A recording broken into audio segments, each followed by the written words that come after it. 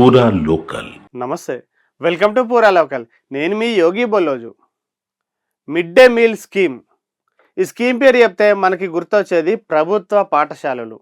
Government స్కూల్స్లో మాత్రమే mid day meals పెడుతుంటారు, విద్యార్థులకి మధ్యాహ్న భోజనం పెట్టి మరీ చదువు చెప్తుంటారని విన్నాం.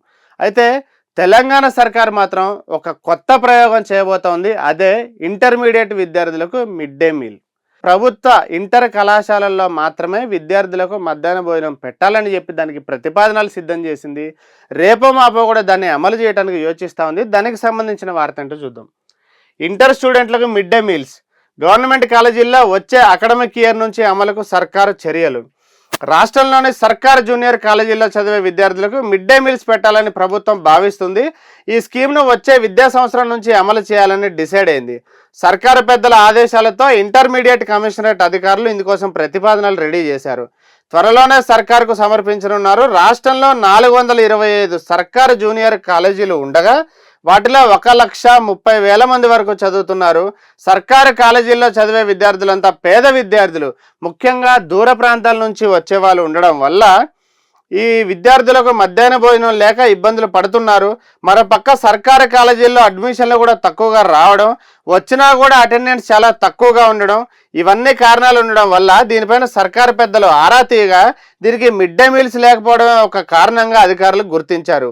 ఈ విషయం రాష్ట్ర ప్రభుత్వం దృష్టికి తీసుకెళ్లగా సానుకూలంగా స్పందించింది రాష్ట్ర ప్రభుత్వం. వచ్చే అకాడమిక్ ఇయర్ నుంచి కూడా మిడ్ డే మీల్స్ పెట్టాలని డిసైడ్ అయింది.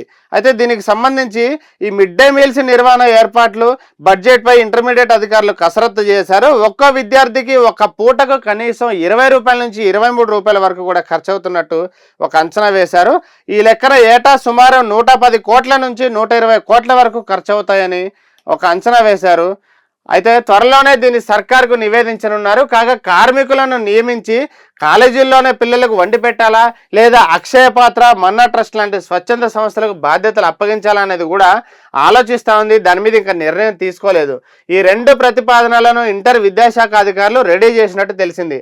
2025-26 బడ్జెట్లో సర్కారు జూనియర్ కాలేజీల్లో మిడ్ డే మీల్స్ పెట్టేందుకు నిధులు కేటాయించే అవకాశం ఉంది. అయితే గతంలో 10 ఏళ్ళు నాన్సింది బీఆర్ఎస్ సర్కార్ అని చెప్పి కూడా వార్త వచ్చింది. మిడ్ డే మీల్స్ అమలు విషయంలో విద్యార్థులను గతంలో బీఆర్ఎస్ సర్కారు మభ్యపెట్టింది.